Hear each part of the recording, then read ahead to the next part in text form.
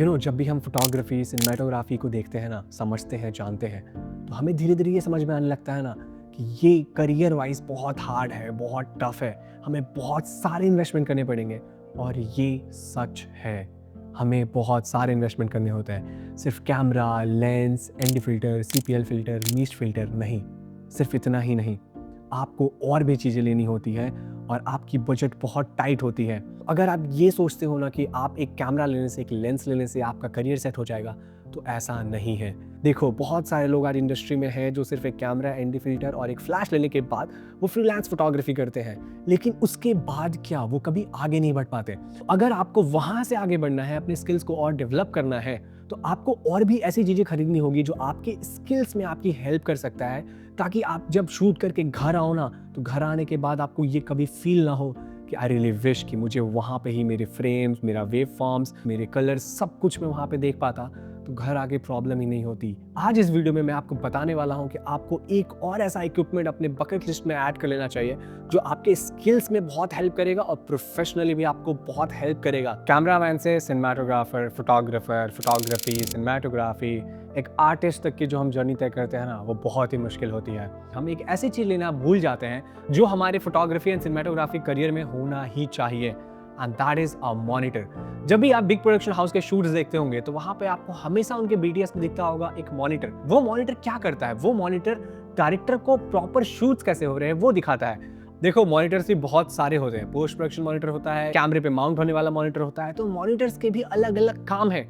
तो आपको कौन सा मॉनिटर लेना चाहिए अपने सिनेमाटोग्राफी, अपने फोटोग्राफी करियर के लिए? What's up everybody, it's me Priyesh Anand. अगर आप इस चैनल पे न्यू हो तो फटाफट सब्सक्राइब कर दो, बिकॉज यहाँ पे आपको गियर, सिनेमाटोग्राफी, एडिटिंग, यहाँ पे आपको सब कुछ पता चलने वाला है। सच बताओ, तुम्हारे साथ कभी ऐसा हुआ है कि जब तुम शूट के बाद घर आते हो और डाटा चेक करते हो, तो तुम्हें ये पता चलता है और अफसोस होता है कि फोकस मिस हो गया, कि काश मुझे वहाँ पे ही एक्सपोजर पता चलता कि एग्जैक्ट कितना आ रहा है।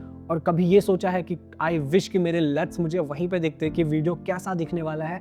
पोस्ट प्रोडक्शन में ऑन कैमरा मॉनिटर होता है ना, वो सिर्फ स्क्रीन नहीं होता, वो आपका सेकंड डायरेक्टर होता है। जो आप अपने कैमरे की छोटी स्क्रीन में नहीं देख पाते ना, मिस कर जाते हो, वो आपको बड़ी स्क्रीन पे दिखाता है। उसी को सिंपल लैंग्वेज में मॉनिटर कहा जाता है। वहाँ पे आपको वेव फॉर्म्स, कस्टमाइज्ड अलर्ट्स आप डाल सकते हो और भी बहुत सारी टेक्निकल चीजें आपको वहाँ पे मिल जाती है। बट हम उस बारे में बात नहीं करते, बिकॉज आई नो कि आप सबको ये सब चीज़ों के बारे में तो डेफिनेटली पता होगा। और अगर आपको नहीं पता होगा तो नीचे कमेंट कर देना और मेरे इंस्टाग्राम पे जाके चेक कर लो, मैंने ऑलरेडी वीडियो बना रखा है इसके ऊपर। Now let's talk about camera monitor. Camera monitor सिर्फ दिखाने के लिए नहीं होता, ये डिसीजन लेने के लिए होता है। कैमरा स्क्रीन छोटी होती है, आउटडोर शूट, सनलाइट, सब कुछ वॉश्ड आउट। घर आके पता चला फोकस मिस है, हाईलाइट्स ब्लोन, फ्रेमिंग थोड़ा ऑफ, और तब जो दर्द होता है ना, वो हम फोटोग्राफर, सिनेमाटोग्राफर्स को ही पता है। और कैमरा मॉनिटर तुम्हें वहीं पे बता देता है कि तुम गलती कहाँ कर रहे हो। कैमरा मॉनिटर आपका फोकस क्लियरली दिखाता है, स्पेशली वाइड अपर्चर 1.4 या 1.8 में 85mm लेंस पे बिना मॉनिटर शूट करना ब्लाइंड ट्रस्ट जैसा होता है। Exposure, false colour, zebras, waveform, ये सब कैमरे में भी होता है, लेकिन मॉनिटर पे प्रॉपर रीडेबल होता है। मॉनिटर पे तुम फ्रेम को फिल्म जैसा देखते हो, फोटो जैसा नहीं। फोरग्राउंड, बैकग्राउंड, बैलेंस, सब कुछ क्लियर दिखता है। तुम्हें अब ये तो समझ आ गया होगा कि मॉनिटर क्यों इंपॉर्टेंट है। अब मैं तुम्हें बताने वाला हूँ कि मैं कौन सा मॉनिटर यूज करता हूँ और क्या तुम्हें ये मॉनिटर लेना चाहिए या फिर नहीं। तो मैं यूज करता हूँ दो मॉनिटर जो कि आता है डेस्कव्यू की तरफ से। एक मॉनिटर है मेरा डेस्कव्यू OL7 जो अभी भी स्क्रीन पे लगा है जब मैं शूट कर रहा हूँ, और दूसरा है ब्लेड 5 प्रो। ये दोनों मॉनिटर की अपनी एक खास बात है। एक मॉनिटर साइज में बहुत बड़ा है, 13.5 इंच का साइज है, और वो मुझे बहुत हेल्प करता है जब भी मैं आउटडोर शूट करने जाता हूँ या वो पोस्ट प्रोडक्शन में मुझे बहुत हेल्प करता है। और सबसे इंपॉर्टेंट चीज जो मेरे मॉनिटर में है वो है 10 बिट कलर्स। 4K 60 FPS तक सपोर्ट करता है और उसमें आपको 12,000 निट्स का ब्राइटनेस मिल जाता है, तो आउटडोर शूट में मुझे कभी प्रॉब्लम नहीं आती है। आप उसको बैटरी से तो पावर दे ही सकते हो, लेकिन आप उसको अपने पावर बैंक से भी पावर दे सकते हो और इजीली कहीं भी यूज कर सकते हो। तो ये मॉनिटर मुझे बहुत ही इजी लगता है टू यूज। इसमें आपको सारी फैसिलिटीज मिल जाती है जो एक मॉनिटर में होना चाहिए। बस इसमें एक छोटी सी कमी है, वो है टच फोकस नहीं है, बट आई रियली होप कि वो भी बहुत जल्दी ये निकाल लेंगे। अब नाउ लेट्स टॉक अबाउट दूसरा मॉनिटर कौन सा है। ये मॉनिटर छोटा पैकेट में बहुत बड़ा धमाका है। इसकी साइज बहुत छोटी है, तो जितने लोग व्लॉगिंग करते हैं, यूट्यूब वीडियोस बनाते हो या फिर आप वीडियो शूट करते हो ना, तो ये मॉनिटर आपको आई थिंक मस्ट हैव ले लेना चाहिए। ये भी सपोर्ट करता है 4K 60 FPS। इसमें भी आपको 10 बिट कलर्स दिखेंगे और आप इसमें कस्टमाइज्ड लट्स भी डाल सकते हो और इजीली आप देख सकते हो आपके स्क्रीन पे ही कि आपका वीडियो कैसा फील दे रहा है। और अगर आप एक ट्रैवलिंग फिल्म मेकर हो, फिर तो आपके पास ये होना ही चाहिए, बिकॉज आप S-Log 3 में शूट करते हो, तो इसमें Rec 709 या फिर अपने लट्स जो भी आपको पसंद हो वो डालने के बाद आप स्क्रीन पे ही देख पाओगे कि आपका फुटेज कैसा दिख रहा है, एक्सपोजर से लेकर कलर्स, फ्रेमिंग, हर एक चीज आपको दिखेगा। तो ये मॉनिटर आपको इस लेवल तक का हेल्प करेगा ना कि आपकी जो वीडियोस नॉर्मल दिखती थी उसको प्रो लेवल तक ये मॉनिटर बनने में आपकी बहुत ज्यादा हेल्प करेगा।